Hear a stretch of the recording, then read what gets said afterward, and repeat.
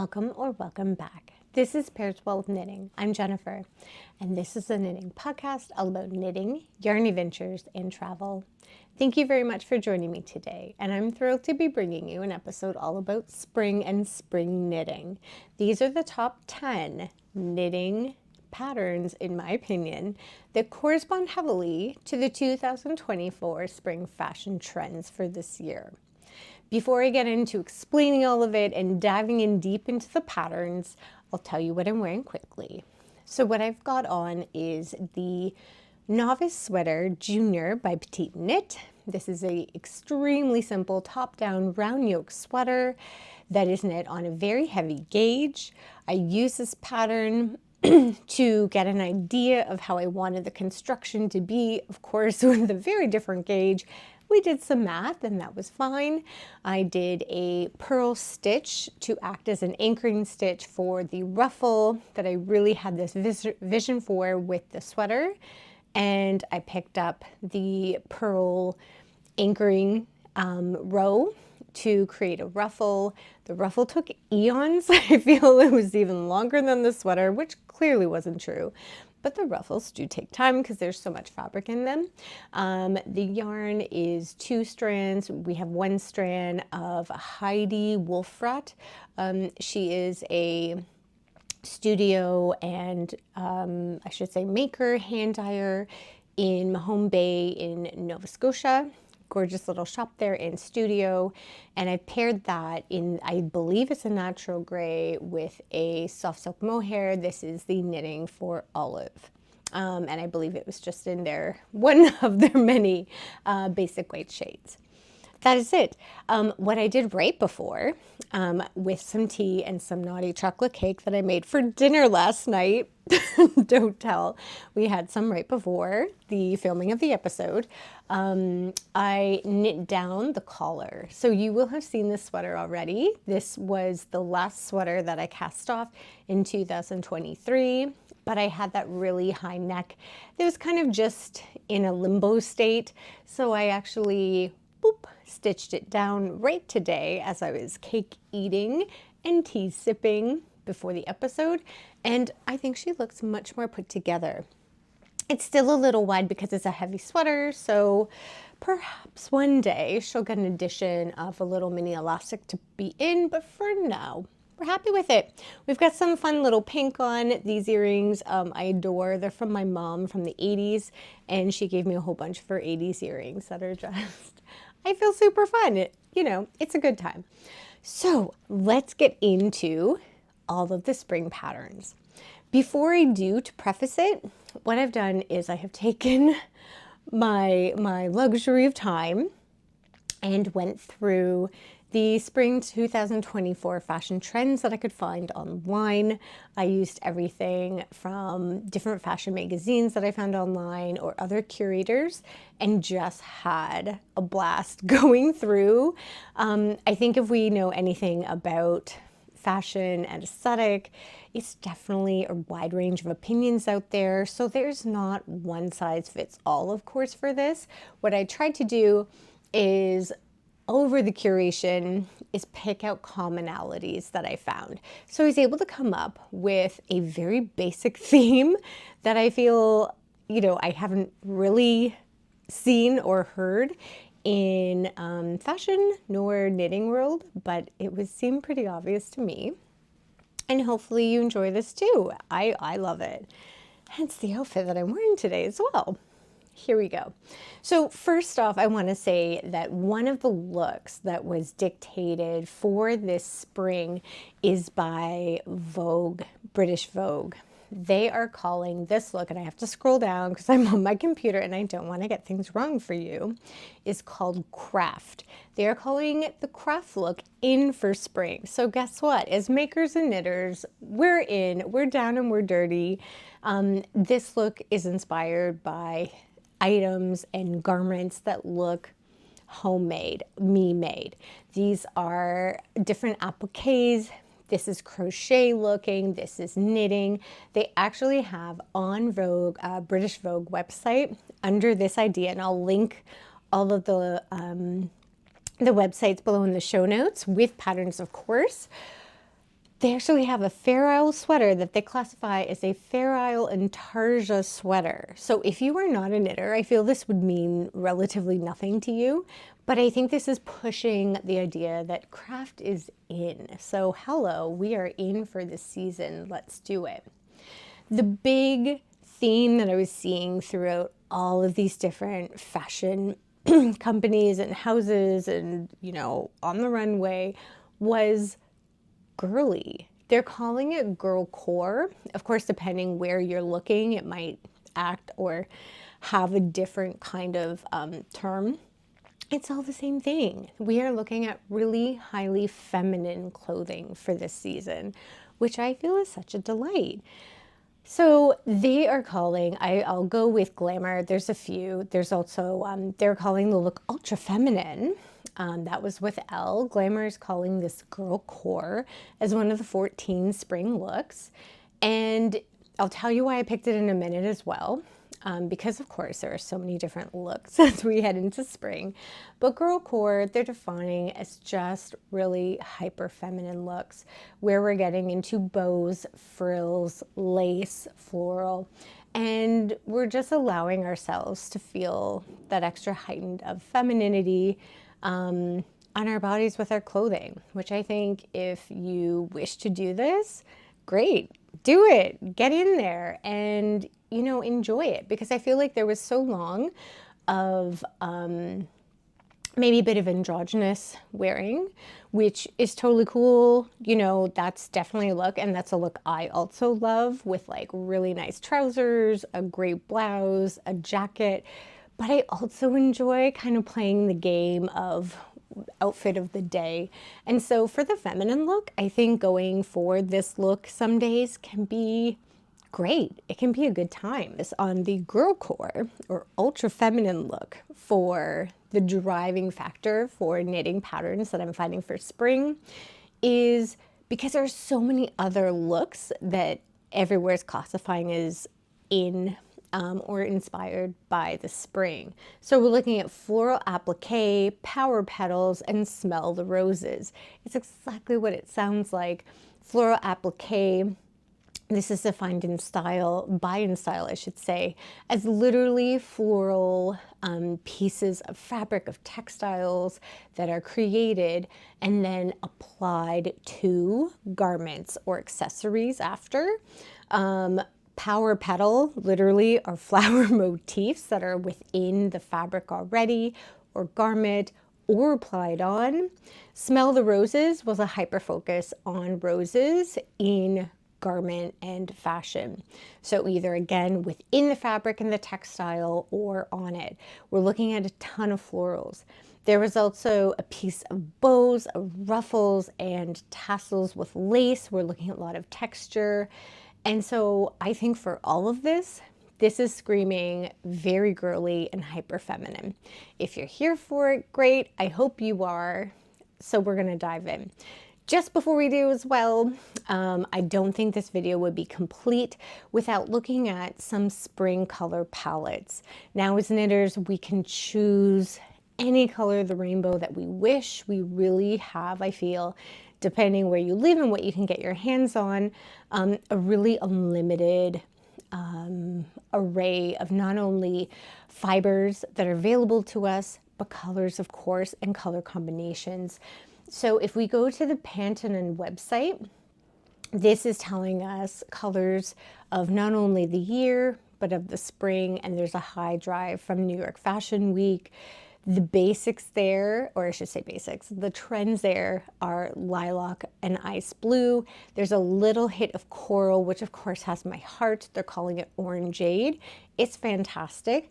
If we look a little further, and every fashion website, or I should say online magazine, also had colors as well. And a lot of the common ones, again, it did differ a bit. We're looking at porcelain white, cherry red, so that's a nice pop of color, I feel.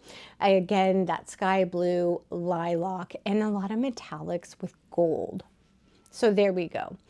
All right, let's get into the top 10 knitting patterns for spring that we would like to possibly have on our needles, eventually in our wardrobes, that do follow the trends of today for 2024, but can definitely take us through many seasons and many years to come, because these are hopefully going to be staple pieces that you really enjoy having within your wardrobe.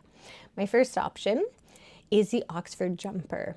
This is a beautiful sweater that's designed by Fabel Knitwear. This is a very, I would call, hyper feminine sweater. You have a very fitted silhouette at the body that is quite covering. So we have a high neck. We do have, it looks like a cropped body on the sweater, but then we have these gorgeous girly sleeves, which I adore. I've had this in my queue for quite some time.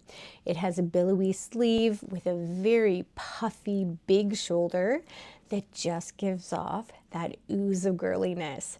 Within the description as well for the Oxford jumper, she's calling it a cute cozy knit, and she's saying that it was inspired by a silhouette of the 1890s, and she also defines it as it's a feminine and classical addition to any wardrobe. I would have to say I fully agree. We are looking at a US 7 needle on the body, or a 4.5 millimeter needle, and she's suggesting DK. I love when the designers give options, and I think for this I always look at the gauge of things. So it's a 16 stitch gauge count. We can either use a DK weight yarn, hold it single. She of course is giving the option of combining a fingering and a silk mohair.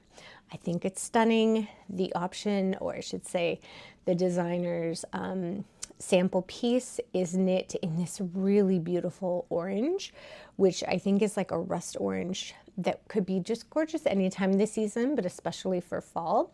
So this could be actually nice to have in your hands as you're working with the fall idea, or if you want to spring it up, give it a little spring color. Put in the ice blue, the lilac, whatever is going to suit your fancy. Maybe even that cherry red. That could be a beautiful option. My next knitting, sorry, we just popped into French for some reason here, sorry. My next knitting pattern that I have is a cardigan. This is the Farandole, I should say. This is designed by Tricot Design MCL, and this is a beautiful cardigan with a lot of detail within the construction. So it looks like a really classic cardigan with really fun feminine elements. I'll just go over this quickly to give you a little bit of a down low on this cardigan. The Farandole is, she's describing as fun and chic. It's a crew neck cardigan with crochet scallop details at the front, and it is the details of the scallop edges that are parallel to the button band that I feel are just so gorgeous. Again, going into that ruffly bit, that very feminine look. Just beautiful. It looks like it's a really beautifully fitted garment as well. We're also looking at DK for this, so you can do a DK weight, or again that combo of a fingering and a mohair. She's suggesting for this a 20 stitch gauge count. So I guess depending on how loose or how tight of a knitter you are, you might have a different option there. Maybe even a sport could be used. And I just adore it.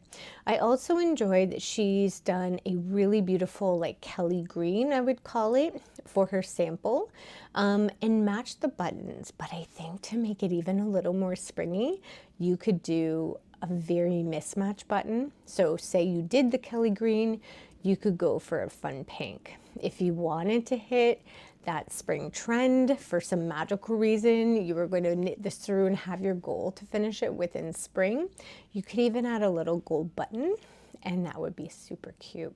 So that's the Farandole cardigan by Tricot Designs. My next option is, I feel, a little more known. This is the Effervescence. This is a pullover by Aimee Sher. This is a beautiful sweater that came out, I want to say, oh, it was 2 years ago. I wanted to say last year. And it really has such feminine details to it.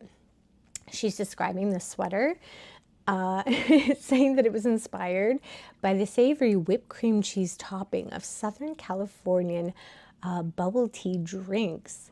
I mean, I feel this sweater really does do that. It is knit bottom up in the round, so a little different of construction.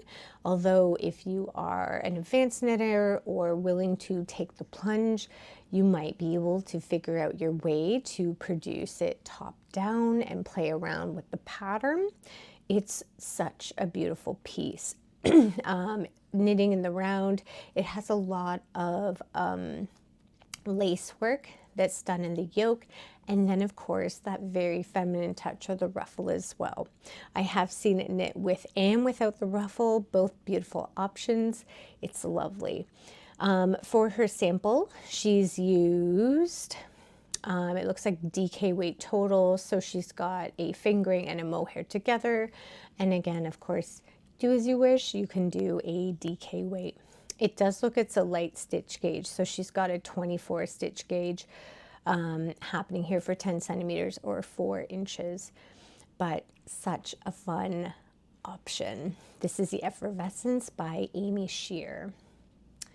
My next option for spring knitting is the fourth option. This is a Melina Pullover. This is designed by a Toronto knitwear designer and yarn shop owner, Claudia Q. She is the owner of Eweknit in Toronto. And I've actually seen this beautiful sweater in the shop as a sample. She's knit this as a short sleeve option, but I'm sure we can, if we wanted to, dabble into a long sleeve world. This is a circular yoke necked pullover, work from the top down. She goes into detail, but basically it looks like a really lovely fitted sweater, crop sweater. But the interesting part that gives it that beautiful feminine detail is the addition of a collar. The collar is worked after and has a lace motif. The back, from my memory, and I don't think it's in the pictures, has a keyhole detail in the back. Again, giving it that additional very girly edge to it. This is worked up with a DK weight. She's used the Cardiff Cashmere Classic and knitted on a US 6, it looks like, for the body, which is a 4mm needle. Beautiful design, definitely ticks the boxes for spring. And I think even if we did want to do a short sleeve option, that could be really lovely over a blouse or even plain for spring. So that is the Molina Pullover. The next sweater, the fifth option, is the Cime Tempestose. This is a top-down construction of a beautiful lacework detail sweater. This is in particular the sample. It's a short sleeve sweater, although you're the boss of your knitting, you decide. This is a design by Knitting for Breakfast and just has a lot of feminine detail to it within the lace design. So this sweater is chosen to be, like I said, it looks cropped, it has a short sleeve, but you decide what you want to do. And there's lace not only within the yoke, but on the edges of the sleeves and the base of the body as well, right before the ribbing. So a lot of different feminine details. And I think not only could this be a lovely piece to add as a spring garment year after year, but this could be even great for summer, depending on your comfort, the heat, that kind of thing. This is worked from the top down and just has such beautiful lace detail. This is knit in, it looks like a DK. Yes, it's yarn held together, so we're looking at a lace and a fingering. We're looking at a 21 stitch gauge count. She's doing a US 6 needle here or a 4mm needle. I love it. I think it's lovely. this could be a really nice option. We are getting into a slip over now, and this is my 6th knitting option for us. This is the Primrose Slipover. This is a design by Along avec Anna and is looking like a really simple construction of a pullover slip, I should say, pulled over the head slipover that is knit very similarly looking to the Aimee slipover. I've had a lot of questions about the Aimee slipover, and that is a pattern that is only found in publication of the Sandnes Garn Stuff for Women, which seems to be sold out from what I can see in North America. So this, I feel, could act as that dupe to it if this is what you're craving but can't get your hands on that knitting book. So let me tell you about this. The Primrose Slipover is a sleeveless, she's calling it jumper, worked in stockinette stitch. It's with a fingering and a mohair together, so again, a DK weight. And she basically says you work one panel for the front, another on the back, and it's closed with, she's calling it pretty bows, which again, super this year for the season of spring.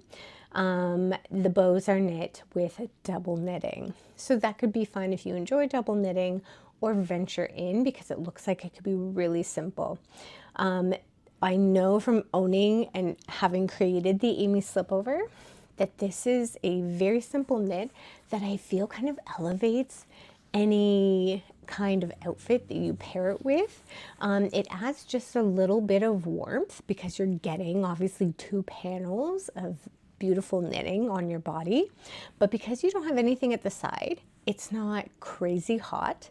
And I find it just looks beautiful, even though it's really simple.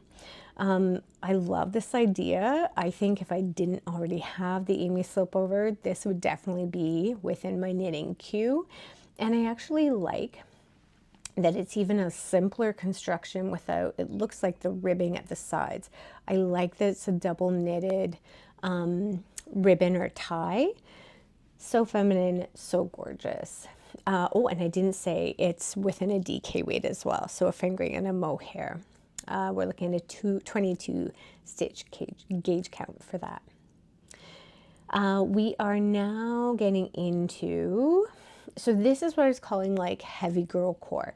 We're still going within that because that is basically the theme for spring, but we're going to get into a little bit of the florals. So the next step is the Animon Sweater. There are 2 versions of this gorgeous sweater. There's an adult sweater and a child sweater. This is designed by Pernille Larsen. She is, I believe, the mummy of 2, sorry, I should say, she's one of the 2 co-owners of Knitting for Olive, and I believe she's the mummy. Such a gorgeous design of color work, where this sweater, I believe I was reading, is knit from the bottom up, although I don't want to take forever to figure it out with you. Yes, bottom up in the round. So again, if you're feeling adventurous, give it a go for bottom up. If you are feeling adventurous and would like to calculate, you can perhaps figure that out of how to do a top-down version. I picked this because it's been in my knitting queue for a long time. They have suggested that this is, again, a DK weight. You're pairing a fingering and the mohair. In particular, of course, because this is a Knitting for Olive pattern. These are the yarns suggested, which would be glorious. Although as a somewhat naughty knitter, of course, we could use things from our stash if this is what's calling to you. I think this sweater is just adorable. I think it's super feminine. And I think depending on our colors, you can make it as fun and as bright as you wish. For florals is a sock. This is the Tiptoe Through the Tulip Sock, and this is designed by Stone Knits. Side note, if you haven't seen her interview on Fruity Knitting, you should. She's fantastic. She interviews so well. This sock design is probably one of the only colorwork sock designs that I would ever attempt.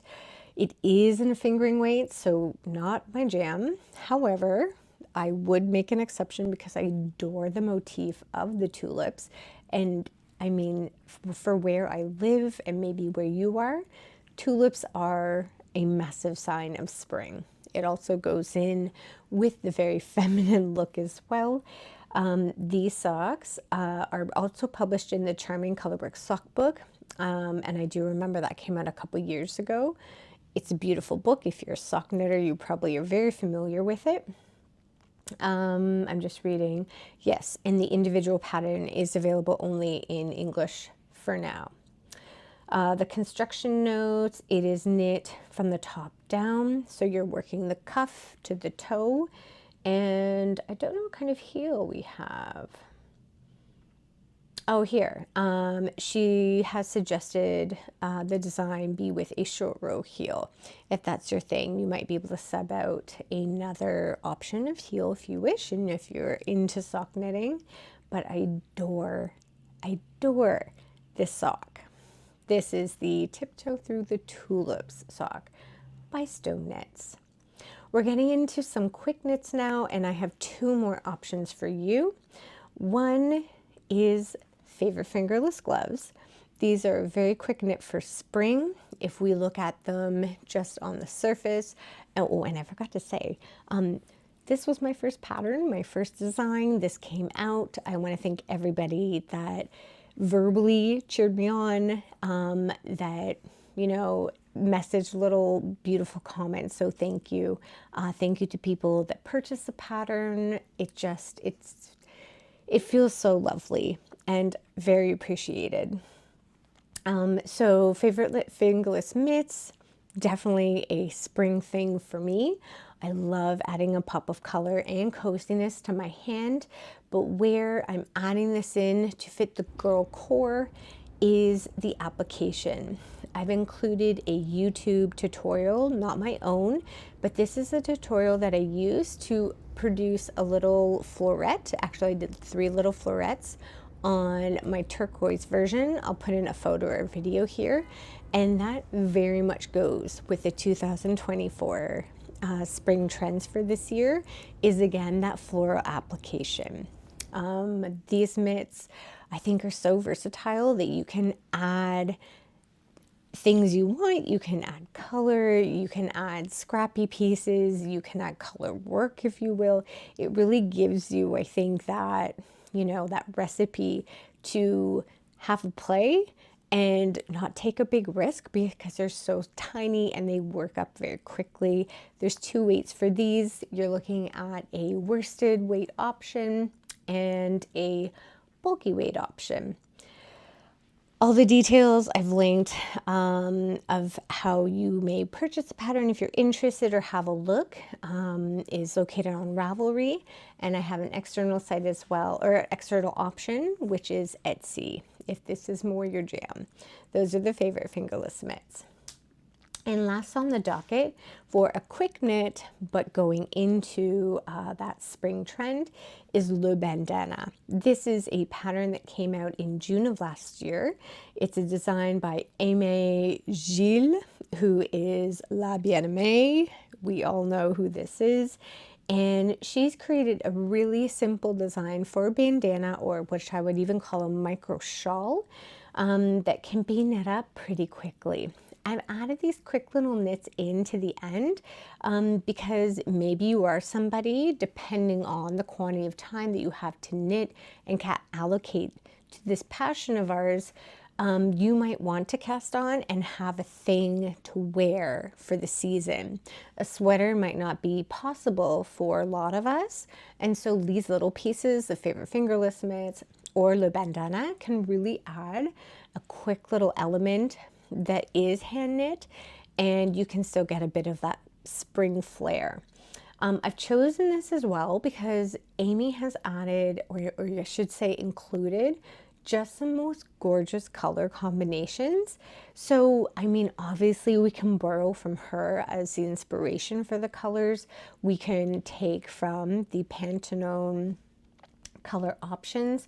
You can use this as stash busting. I mean, Obviously, the world is your oyster. I think it's so easy to modify because it's the same idea as the Sophie scarf when I was reading, is that you knit to basically the halfway point. You're knitting from one end to the center.